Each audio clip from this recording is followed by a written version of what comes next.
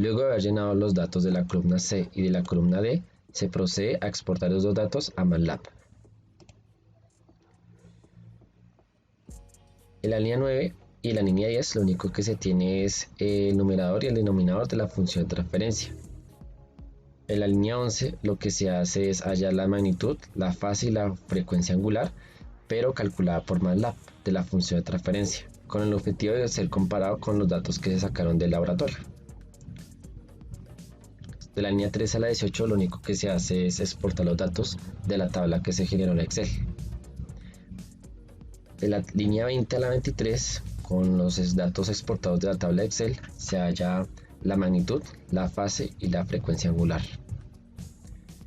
Y ya por último, de la línea 25 a la línea 41, lo que se hace es graficar estas dos. Con esto vamos a darle en correr.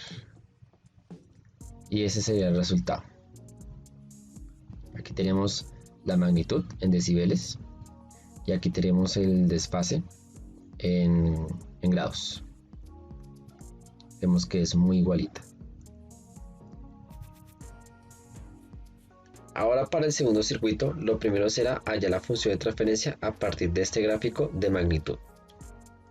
Este será la función de transferencia, el cual dejaré un link directo a la página de la Universidad Digital donde se explica a detalle cómo se llega a esta función de transferencia. Para comprender mejor la dinámica, se expandirá la función de transferencia de la siguiente manera. Para la primera parte se emulará de esta manera con el amplificador operacional.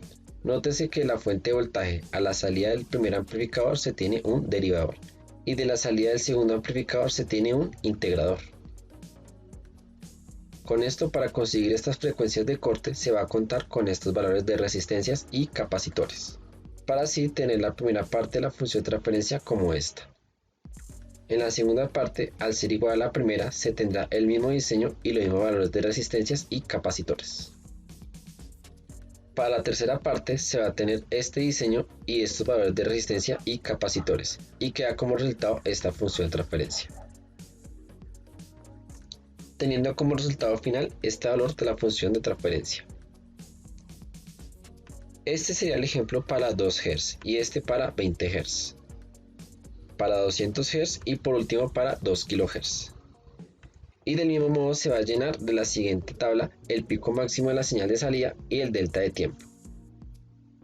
Pero para esta ocasión el circuito va a ser simulado en un software de uso libre llamado Quiet Universal Circuit Simulator.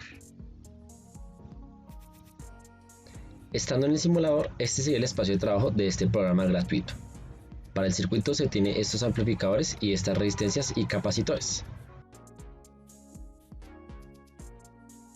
Para realizar la simulación es necesario tener este bloque que se encuentra deslizando la barra y seleccionando simulación.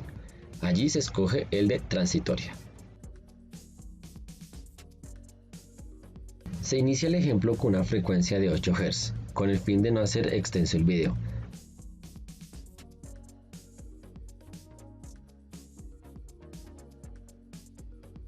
Y desde el bloque de simulación se cambia el tiempo de parada a 5 segundos. Nótese que los pasos se ajustan automáticamente. Luego se oprime en simulación dando clic en la tuerca.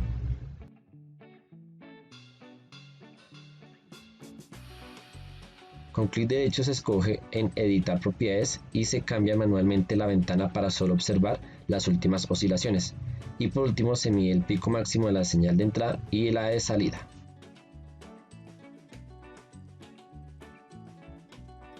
Cabe recalcar que la señal de salida está en adelanto con respecto a la entrada, es decir, el desfase es negativo.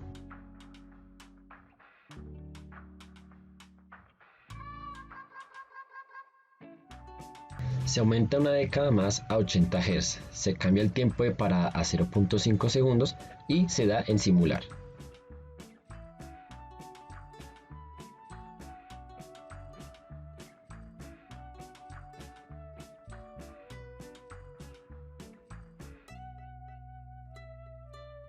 Se cambia nuevamente la ventana para observar las últimas oscilaciones y se mide los picos máximos de las dos señales.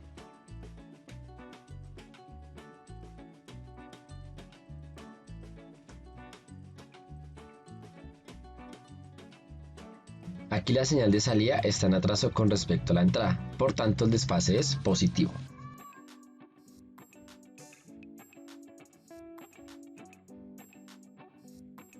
Ahora con una década más de 800 Hz, miremos cómo cambia la señal de salida.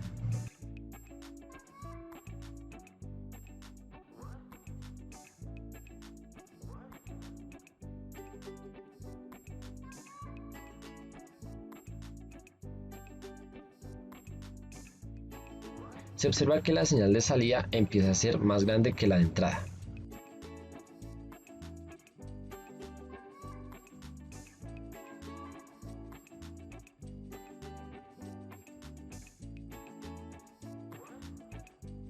Por último, a una frecuencia de 8 kHz se cambia el tiempo a 5 milisegundos y esperamos a que simule.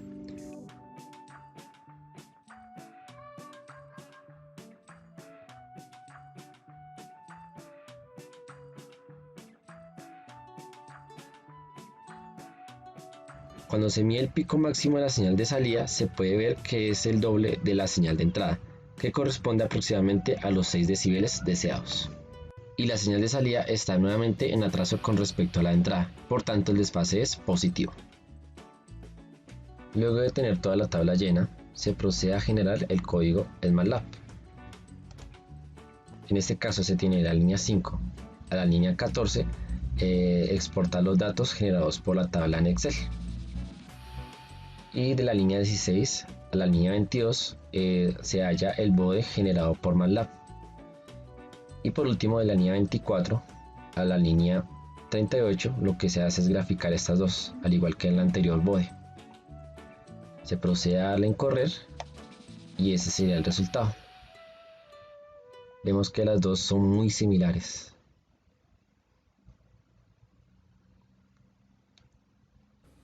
Y esto ha sido todo. Espero les haya servido estos videos para sus propios laboratorios.